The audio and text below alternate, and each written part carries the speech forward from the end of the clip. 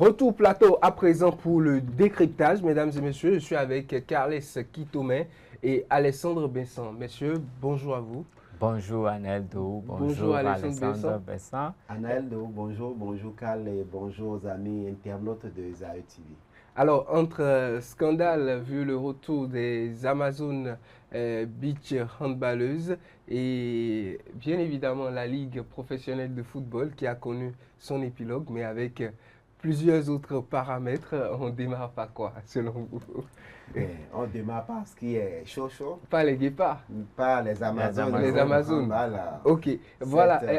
Une action qui doit accueillir une compétition internationale, la Coupe du Monde de beach handball, mais qui refuse des visas aux participantes de cette compétition.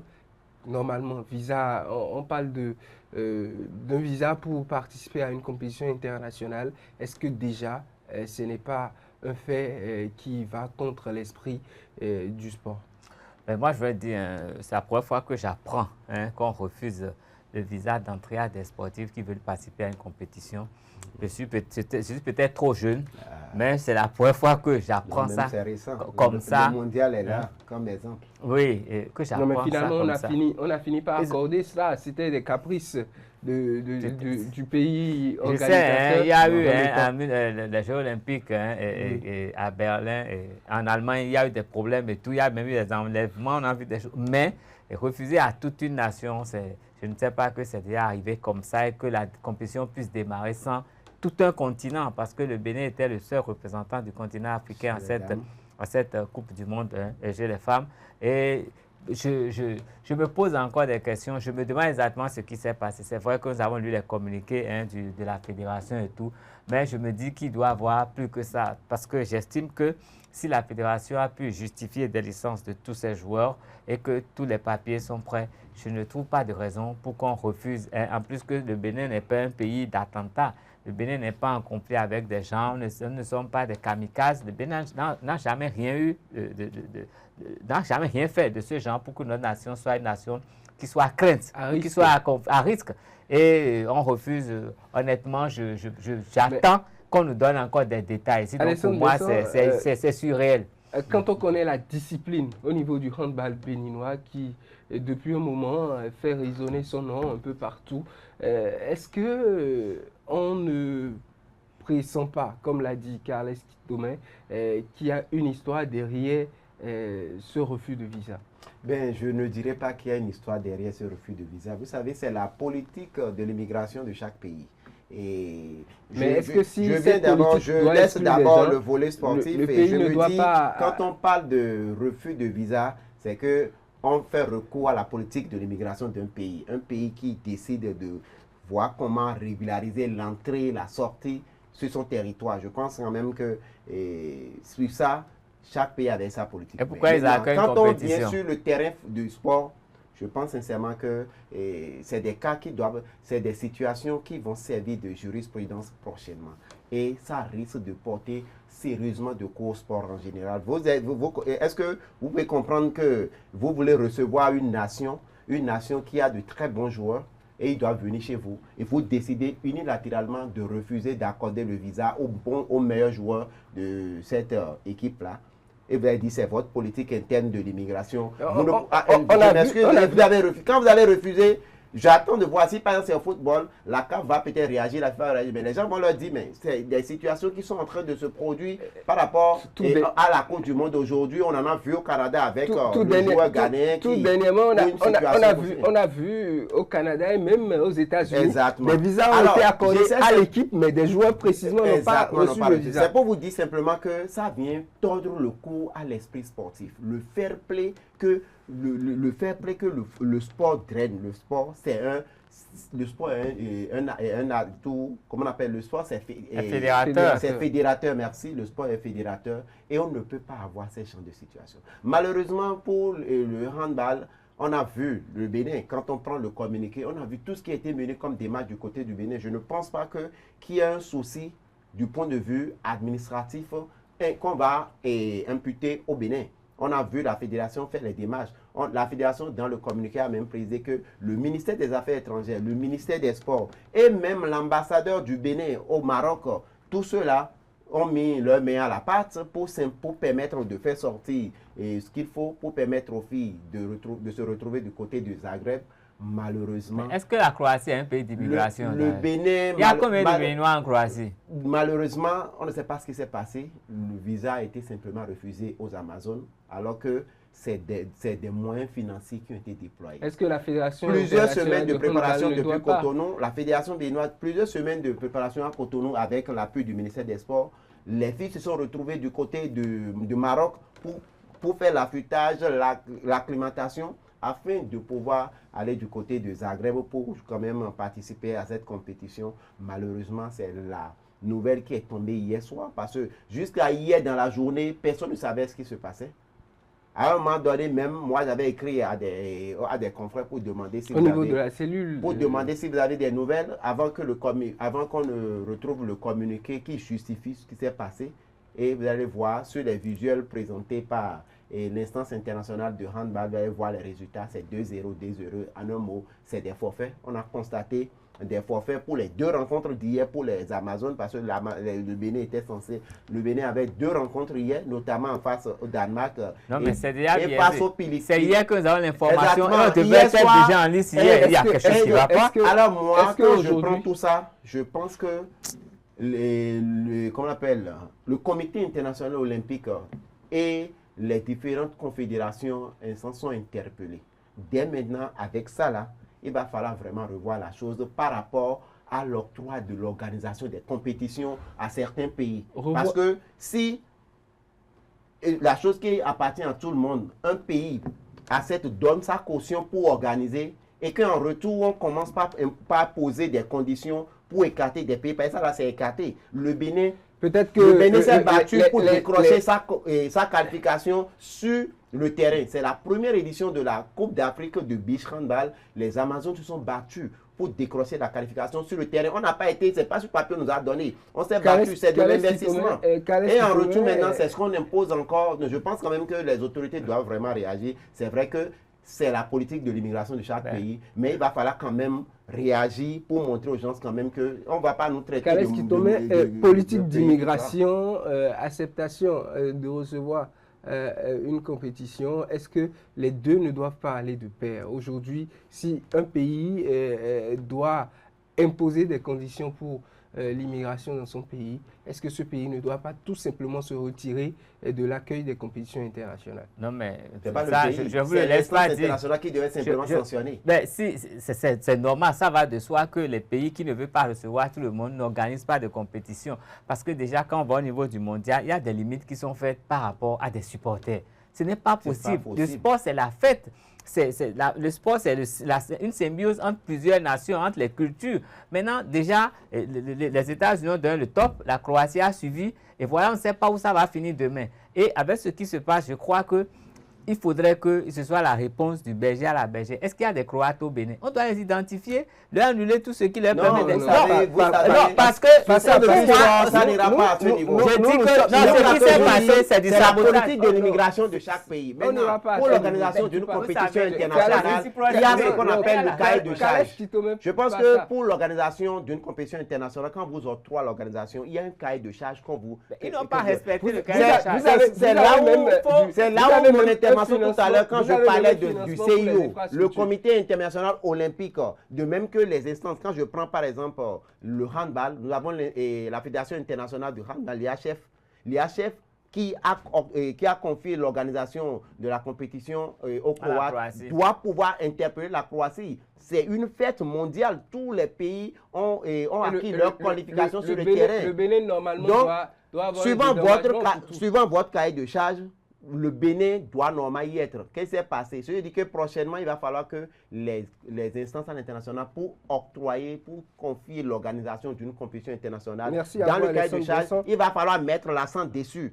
Sinon, je pense que c'est ce que nous sommes en train de mais voir, mais que ce soit merci, du côté on va des passer- États-Unis, du Afrique Canada accueille et tout le maintenant monde. de la Croatie, je pense que ça va servir de Mais jurisprudence. tout le monde Et ça va être- certains refusent d'accueillir l'Afrique d'une certaine façon. Oui, donc comme c'est l'Afrique qui on accueille pense- tout le monde, il faut mieux organiser toutes les compétitions internationales en Afrique. malheureux, vous Et ça, savez, ce serait mieux pour nous. l'IHF doit Parce que pouvoir honnêtement, je pense que réagir face à l'IHF cette doit pouvoir réagir. situation. Mais Le Bénin a le- on doit pouvoir réagir, mais réagir. comment la on doit réparation? pouvoir- on doit On ne pouvoir- peut plus Non, réparer, on la doit- compétition a démarré. Carles Kitome- Non, c'est fini pour la compétition. Carles C'est fini, Kitome, mais néanmoins, pour la compétition, c'est passé, mais je pense que pour les charges engrangées, pour la préparation et le voyage, puisque le Bénin a quitté le Bénin pour le Maroc. il y a eu déjà la préparation à Cotonou. Pour tout, Honnêtement, pour c'est tout de ce qu'il y la a eu, folie, simplement. je pense que le Bénin doit C'est tout pas simplement Non, c'est raisonnable. comment le Bénin des va saisir, réparations la pour- Fédération pour béninoise de cette, football, de la handball. Fédération béninoise de handball doit saisir officiellement l'IHF. Et je pense que réparation on doit pouvoir adresser des réparations. On n'a pas, c'est pas de Absolument. l'usurpation. On Le va- Bénin, on c'est une va- qualification on va- acquise sur le terrain, Sans- dans le sable sans du côté de polémique, Lomé. bien sûr. Et on a engrangé des dépenses. on va je passer- pense on va que, passer à et l'actualité maintenant, au niveau de la du Ligue côté 1. du Bénin également, je pense que l'ambassade des Affaires étrangères, le ministère des Affaires étrangères, il doit pouvoir quand même diplomatiquement demander quand même à Des savoir ce comptes qui s'est à la passé, Croatie. pas forcément des comptes, mais diplomatiquement savoir, chercher à savoir On pourquoi va revenir sur le Bénin est étiqueté comme ça. On va revenir sur la Ligue professionnelle de football du Bénin. Et bien évidemment, depuis 2 semaines en arrière, on connaît le champion du Bénin. C'est le Sobema Football Club qui a acquis sa qualification pour la Ligue des champions, la phase préliminaire, bien évidemment, avant la fin du championnat. Par la suite, lors de la dernière journée, Coton Football Club a consolidé sa 2e place en ayant le match nul et en profitant du match nul de l'ASPAC pour le compte de la dernière journée.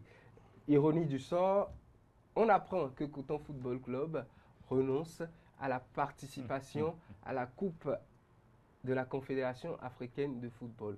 Coton Football Club qui renonce à cette participation. Alexandre Vincent, est-ce que ce n'est pas des caprices de grands? Non, je ne dirais pas que c'est des caprices de grands. D'abord, j'avoue que j'étais un peu étonné, surpris.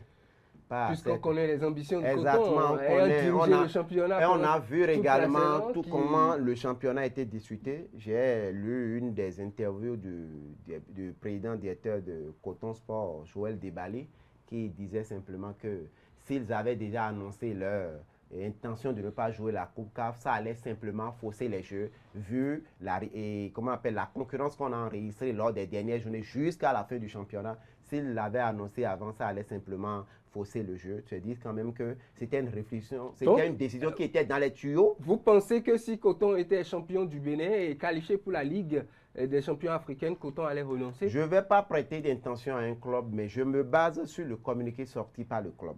C'est-à-dire quoi? Le club, à travers son communiqué, a parlé de refonte comment on appelle, du projet Coton. Repartir à la base, refonder tout pour pouvoir donner priorité aux jeunes béninois, faire la formation. Ils estiment que ce qu'ils ont aujourd'hui en termes de production, peut-être de jeux, la saison qu'ils ont eu à réaliser, ça ne leur permet peut-être pas, ils ne veulent pas trop aller sur le continent. Je me dis, ils se sont retirés. On va attendre voir la décision de la FETIER, la Fédération béninoise de football.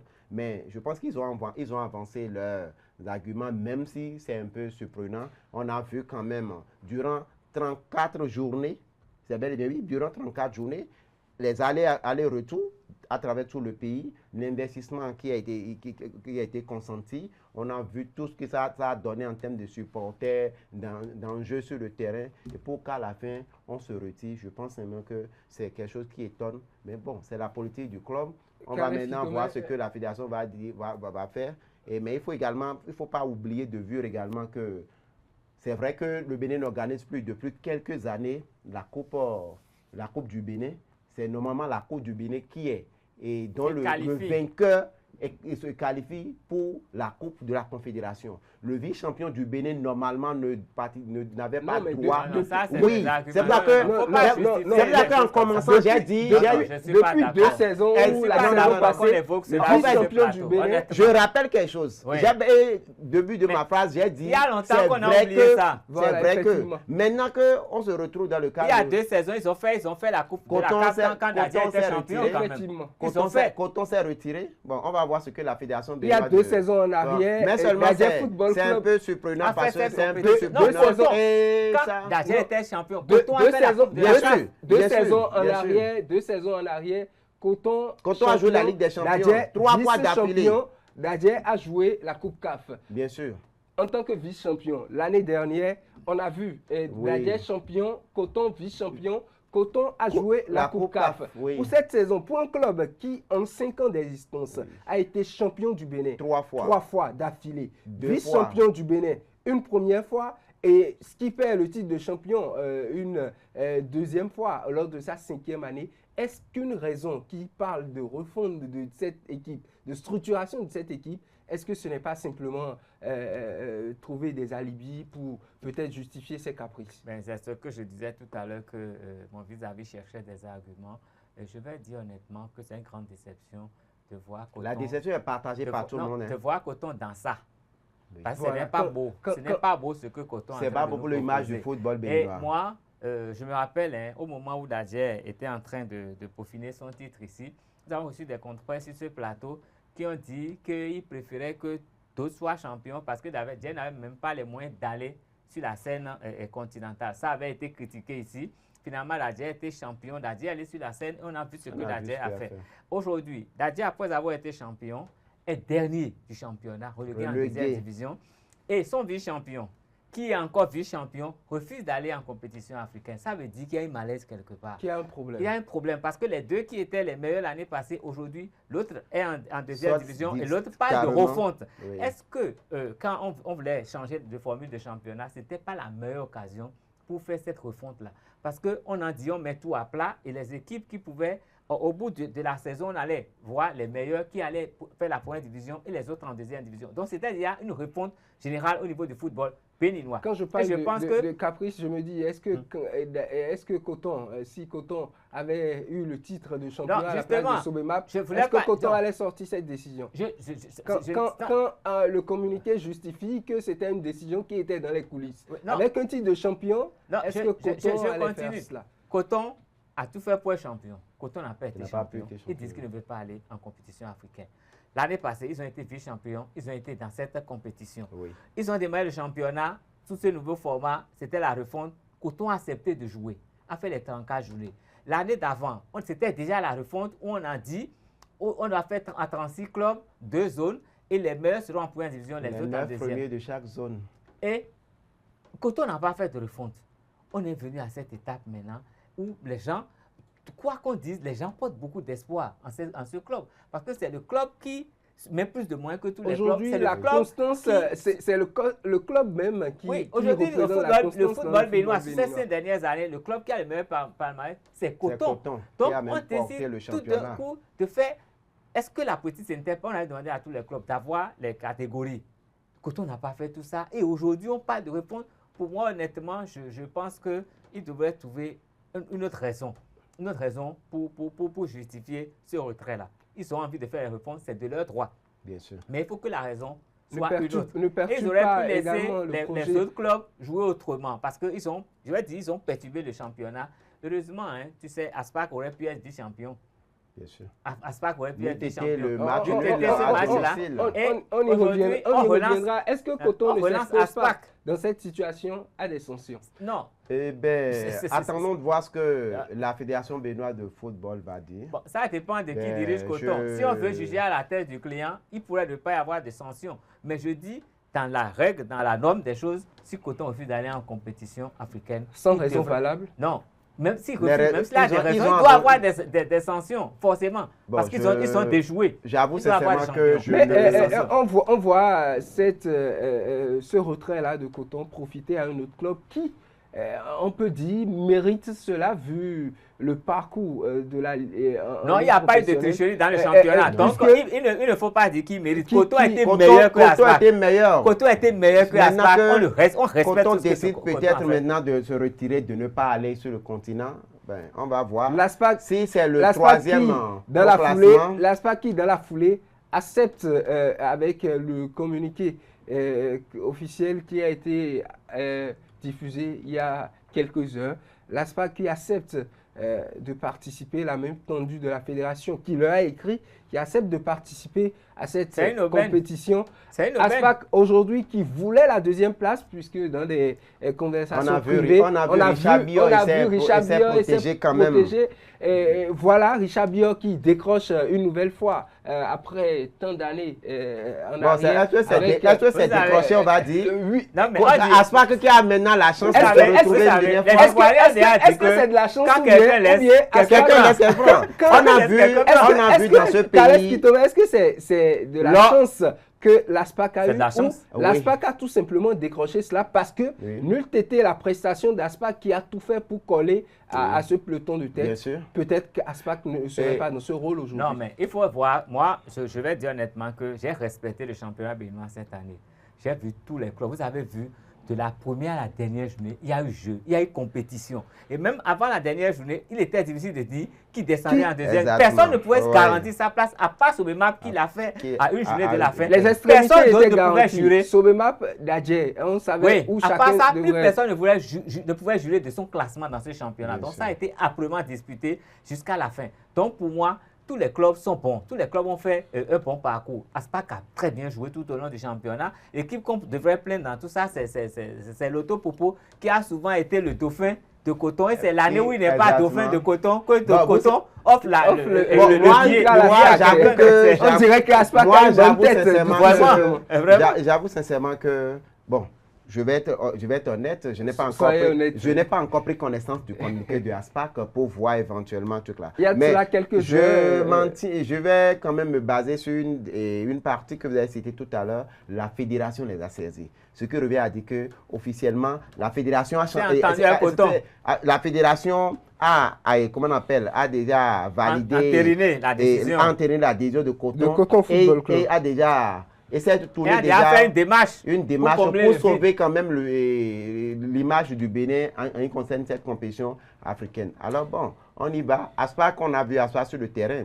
On a vu Aspac, même si Saïd Ngobi, leur buteur maison, n'a pas pu terminer meilleur buteur, il a laissé, c'est le Togolais Tissot qui quand même a fini sur le tour. Mais néanmoins, on a vu Aspac avec la plupart de ses joueurs montrer quand même cette saison. Il faut dire que cette saison, c'est une très belle saison montrée par... le communiqué de...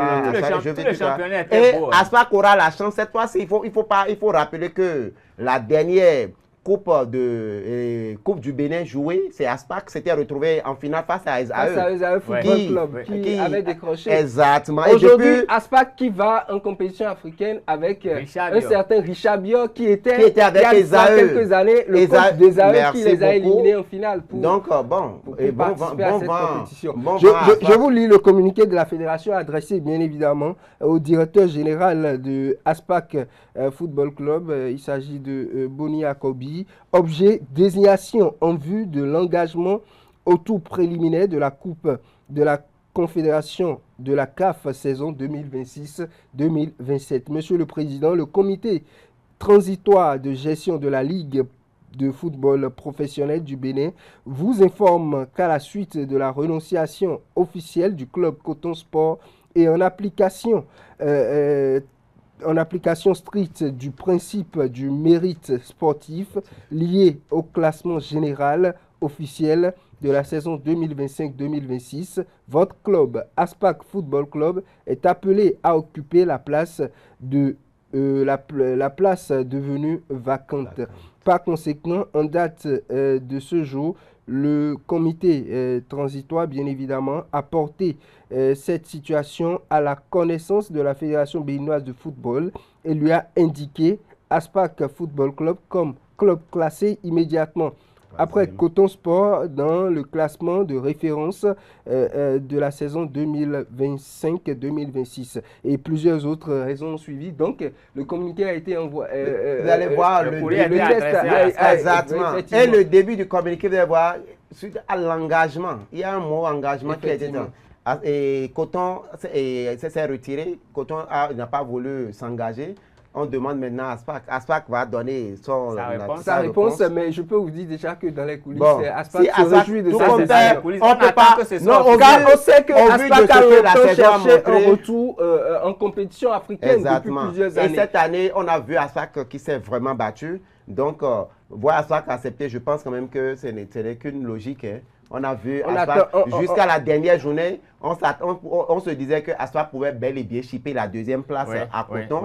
Mais malheureusement, les cavaliers, l'Union sportive des cavaliers de Niki Cavalier est venu simplement gâcher la fête avec le nul du côté de Toffort. Donc, bon, on y va. Si Aspac a été saisi déjà officiellement par courrier, c'est dit simplement qu'on pense déjà à autre chose, seulement que cette décision de Coton, elle est surprenante. Et elle n'honore pas trop le parcours du club qui quand même a commencé par tirer le football béninois vers le haut depuis la professionnalisation de notre championnat. Je suis d'accord avec vous. J'avais bien envie d'être à votre place aujourd'hui. mais moi, je suis un peu enragé, je suis en colère. Enragé pour les Amazones handballeuses, enragé également pour la décision. Je respecte trop cette équipe. On va aller au plan international à présent avec la Coupe du Monde qui bat son plein dernièrement. On remarque déjà deuxième journée des matchs de la phase de poule. Les équipes africaines répondent. On a une équipe ghanéenne qui arrive à tenir tête à de grosses pointues. On a vu également... une grosse pointue, pas de grosse, une grosse pointue. De grosses pointues, puisque le match allait... L'équipe qui tient tête aux grosses pointues, c'est le Cap-Vert. C'est le Cap-Vert également. Je voulais en parler. Il y a l'Algérie également qui a décroché une victoire sur le fil avec la Jordanie. On retrouve d'autres équipes africaines en pleine difficulté. Hein. L'Égypte également qui revient. Aujourd'hui, le Sénégal qui était tant attendu à cette compétition pour l'image du football, qui est en quelque sorte l'équipe égérie du football africain. Le Sénégal ne répond pas. Le Sénégal est tout simplement coincé, mais on remarque que les autres s'en sortent. Bon, les Lions de la Teranga, c'est le Sénégal qui malheureusement est en train de rater simplement sa compétition. Et on a vu le Sénégal lors de la première journée prendre l'eau face à son adversaire. Et on a vu comment on appelle les Français, on a vu le Sénégal qui a courbé les chines face à la France lors de la première journée, au moment où on s'attendait peut-être à vivre une rencontre, une émotion comme celle de 2002 avec... les Kalidou Fadiga. Avec les Kalidou Fadiga, les Diouf et Mboma. Patrick Mboma. Non, Patrick Mboma, c'était le Cameroun. On avait, pardon, autant pour moi, je m'excuse. On a vu quand même ce que ça a donné avec ces Lions dans le temps. Pourquoi pas avec Aliou Cissé? Exactement. on a vu même les Ferdinand Coly qui étaient là. Mais malheureusement, cette sélection sénégalaise est passée totalement à côté. Et Pape Thiaw s'est protégé. J'avoue sincèrement qu'ils ont mal entamé la compétition. On a vu une première journée où, face aux Français, on a vu une équipe sénégalaise qui, en 45 minutes, a bien joué. A essayé quand même de mettre l'équipe de France en difficulté. Mais au retour des vestiaires, la rencontre s'est jouée sur des dispositions tactiques, c'est-à-dire que Didier Deschamps, il a observé, il a procédé à un repositionnement. Ce que Pape Thiaw n'a pas pu, on n'a pas eu le répondant du côté de Pape Thiaw du Sénégal et malheureusement le Sénégal a perdu. Le Sénégal également face à la Norvège avec Erling Haaland. Malheureusement, moi je dis cette rencontre, le Sénégal l'a perdu sur le fil. Ça a été affaire de malchance pour le Sénégal, perdre 3-2. Je pense que le Sénégal pouvait bel et bien faire un match nul, voire même gagner. Malheureusement, les Sénégalais n'ont pas su réagir comme il fallait face à cette équipe norvégienne qui avait eu la chance aussi avec le climat, où il pleuvait contrairement à la chaleur qui dérangeait du côté des États-Unis dans le temps, il y avait eu quand même de l'orage et ça a fait tout là. Je dis simplement que le Sénégal n'a pas vraiment sa chance, malheureusement, pour ces deux sorties. Le champion d'Afrique sur le terrain, qui est en train quand même de vouloir rentrer au premier tour. On attend de le voir lors de... Le Sénégal ne va pas rentrer. Je n'ai pas encore fini. J'ai dit on attend de les voir lors de cette dernière rencontre face à l'Irak. L'Irak qui a donné du fil à retordre la dernière fois aux Français avant que la France ne puisse trouver la solution comme face au Sénégal lors de la première journée. Vous l'avez dit tout à l'heure, le champion d'Afrique sur le terrain, bien sûr. Quand on parle du champion d'Afrique dans les juridictions, après, au niveau... Non, ce n'est pas clair. Même dans la juridiction, selon nous avons deux champions. Les décisions de l'instance, c'est-à-dire le jury d'appel de la CAF, c'est l'instance qui a déclaré le Maroc équipe championne d'Afrique. Le Maroc, de l'autre côté, par contre, a une bonne politique pour cette Coupe du Monde. Déjà 4 points, une victoire et un match nul. Avec le match d'Haïti qui se pointe déjà à l'horizon comme 3e rencontre, on peut dire que le Maroc est bien parti pour valider son 8e de finale. Oui, mais avant de parler du Maroc, je vais parler du Sénégal, moi. Je ne vais pas dire que les Sénégalais ont raté cette compétition, mais je sais qu'il faut noter 2 choses dans cette équipe du Sénégal, Pape Thiaw et Sadio Mané. Je crois que Pape Thiaw ne réagit pas comme il le faut dans cette compétition. Pape Thiaw, je crois, face à la France, le Sénégal tactiquement, il n'a pas su réagir. C'est pour ça que le Sénégal a perdu face à la France. Quand la France a changé de disposition tactique, il devait répondre. Il est resté là à regarder, contrairement à son prédécesseur qui est un enragé qui courait partout. Il a encaissé d'abord avant de chercher à changer. Voilà, c'est après avoir pris l'eau qu'il a voulu remettre les pendules à l'heure et c'était trop tard. Il a subi le match pendant, c'est à la 67e minute, ils ont subi le match jusqu'à encaisser le premier but et le deuxième but encore. Tout s'est métamorphosé après. Je dis, le positionnement de Mané, il n'a plus ses jambes d'il y a 4 ans. Donc, on pouvait utiliser Mané autrement. On pouvait pouvoir sortir Mané et laisser du sang frais face à ces Français qui ont beaucoup d'énergie. Parce que la France, c'est un rouleau compresseur. Effectivement. Donc, il n'a pas avec su... Kylian Mbappé qui court dans tous les sens, très vite. Ce gars, il est étincelant. Donc, à un moment donné, il fallait savoir sortir Mané et mettre quelqu'un d'autre. Ça, c'est une erreur tactique de regarder jusqu'à la fin et ne pas voir réagir tactiquement à ce que Deschamps proposait. C'était la deuxième erreur. Mais il faut remarquer l'autre chose. Les Sénégalais ont souffert, je vais dire, d'un essai de confiance. Les Sénégalais, ils ont joué avec du cran.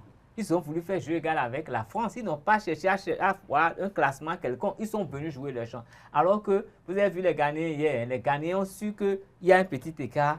Et ils ont d'abord tout fait pour contenir la rage des autres, les calmer avant d'essayer quoi que ce soit. Et je pense que si les Sénégalais avaient fait ça, déjà en finale de la Coupe de la CAN, de la CAF... Parlons à présent du Maroc pour aller très vite. Le Sénégal s'était comporté comme ça face au Maroc en finale. Il ne faut pas oublier, avant d'exploser d'avoir la finale. Pourquoi est-ce qu'il a changé de tactique comme ça? Maintenant, je vais dire, ils ont fait 3-1, ils ont fait 3-2. Ils sont en progression, hein.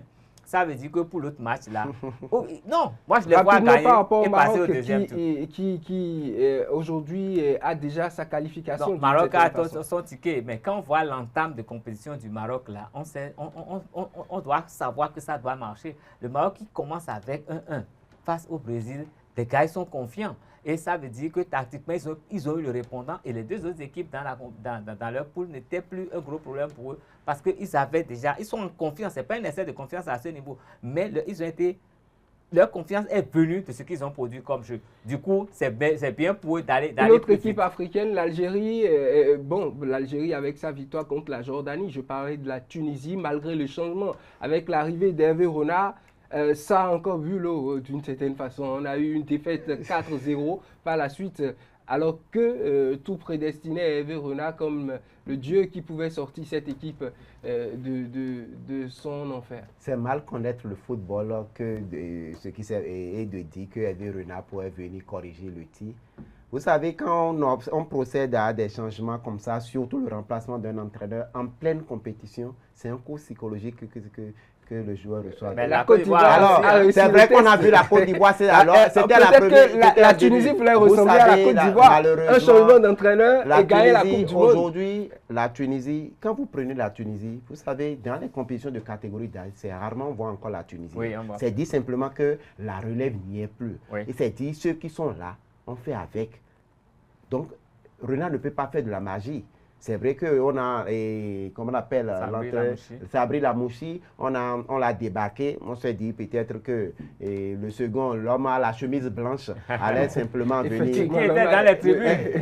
L'homme à la chemise allait simplement venir faire malheureusement. Il était déjà sur le. Je dis simplement qu'il faut avoir de bons joueurs pour qu'un entraîneur ne fait pas de la magie. Il ne peut que faire la magie avec les bonnes choses qu'il a sous la main. Et c'est ce qu'on est en train de voir. Puisqu'il n'a pas l'Afrique, simplement, à la sélection moi je dis l'Algérie, quand je prends l'Algérie, je prends le Maroc et je prends des pays comme Cap-Vert. Cap-Vert est en train pratiquement de réussir pratiquement son mondial déjà. Je dis simplement que des équipes qui ne sont pas tellement attendues. Même le Ghana n'était pas attendu à ce niveau. Le Ghana, pardon, ces équipes également qui ne sont pas attendues sont ces équipes quand même qui sont à la limite un peu en train de faire plaisir à l'Afrique. La modestie peut Maintenant, moi, mon souhait à moi, c'est que sur 10 représentants, qu'on arrive quand même à placer un bon nombre pour les 16e de finale. Effectivement, un bon nombre pour les 16e de finale.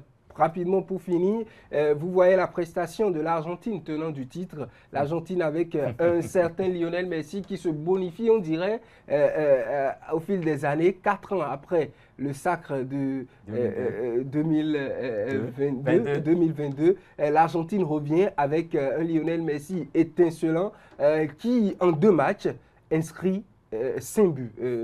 Un Lionel Messi... C'est le dieu argentin.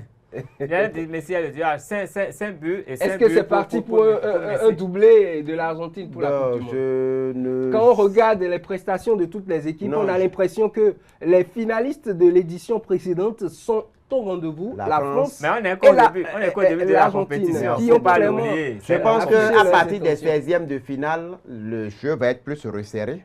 C'est-à-dire, certaines équipes vont peut-être sortir du schéma. Nous allons plus voir clair dans le challenge sur le terrain. Mais pour l'instant, j'avoue que je salue vraiment cette prestation de Lionel Messi. Il faut simplement reconnaître qu'il est un génie. Tout simplement, un génie qui déjà actuellement est le meilleur buteur de la compétition qui a démarré il y a cela quelques semaines et on le disait avec son but, son doublé marqué lors du match précédent. Il s'est inscrit dans l'histoire en devenant le meilleur joueur de la Coupe du Monde, le meilleur buteur de la Coupe du Monde avec 17 buts au total dans la compétition. Peut-être qu'il sera détrôné ou il va peut-être battre tout compte fait, la plupart des meilleurs goléadors des compétitions européennes sont au rendez-vous. On a vu Haaland, 4 buts, on a vu Kylian Mbappé, Cristiano Ronaldo a déclenché on a vu Cristiano également qui est revenu. Donc, je avoue sincèrement que les meilleurs qu'on connaît sont au rendez-vous. Les meilleurs sont au rendez-vous. Il ne faut pas oublier que l'attaquant sénégalais aussi. Exactement. Il est efficace. Une compétition, c'est ça surtout. Avoir quand même merci des joueurs très cliniques devant le but. Merci à vous, Carles. On croise les doigts pour que les représentants africains là, donnent de meilleures prestations. On croise les doigts pour les représentants africains qui, on espère, la qualification d'un bon nombre, la majorité en 16e de finale pour ce mondial. Mesdames et messieurs, merci. On se retrouve dans le Focus où vous aurez le point d'une certaine façon de la finale du tournoi des pétroliers qui a eu lieu il y a cela quelques jours.